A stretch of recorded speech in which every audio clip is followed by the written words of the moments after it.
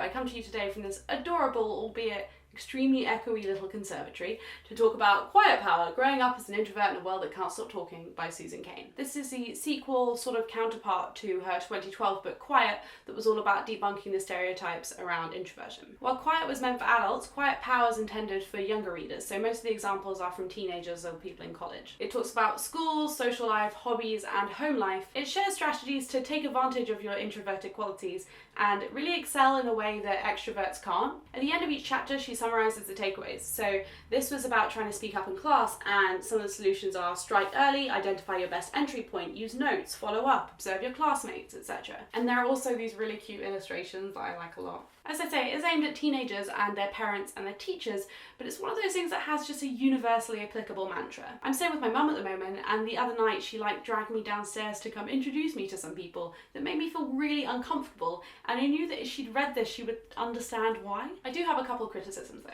I think the historical examples were awesome, like talking about Darwin and his ability to observe and listen, making him a fantastic scientist. It's really cool, and there are some amazing historical role models in this book. The way the other examples are delivered though, which make up probably a majority of the book, is really rather fluffy. It's like Davis wanted to run for class president, but he always had trouble speaking in front of crowds. It just sounds like it could be made up. It obviously isn't, but it does come across as a GCSE exam question. I also did find it a bit patronising at times. Like, it explained how to pronounce Carl Jung, which is fine for younger people, but it really does limit its audience. My main criticism though is that she said that Hermione Granger is an extrovert. At the time I read it, I strongly disagreed.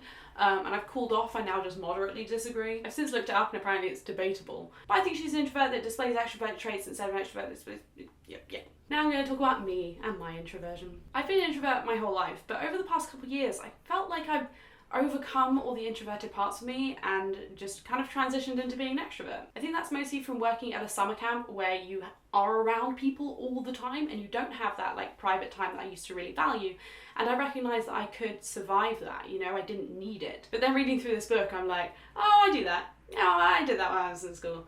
Oh yeah, that's very me. I'm an introvert. Which is really cool. It's something that I've very passively shamed in my mind.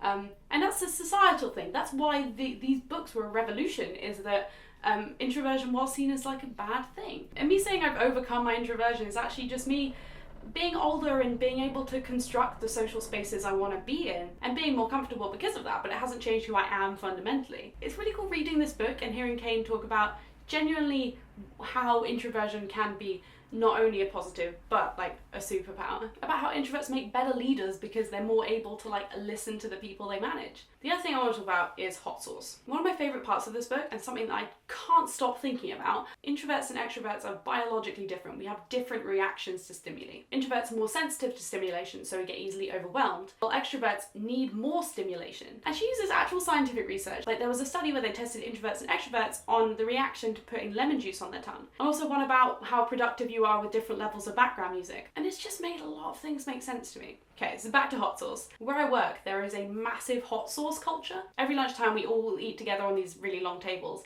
and there are literally buckets of different types of hot sauce. There are so many people that are super into hot sauce, and I can't handle that much heat at all. So I say to these people, how can you handle that much heat in your food? And they say to me, how can you not need that much heat in your food? And it's got me thinking that it might be related to this reaction to stimuli introversion thing. So we're going to do a little experiment here, you and me. I would like you to comment below with whether you're an introvert or an extrovert and how you take your wings. So hot, mild, medium. And maybe we can just figure this out. Maybe we can figure this out right here, right now. So this has kind of been a video on Quiet Power by Susan Cain.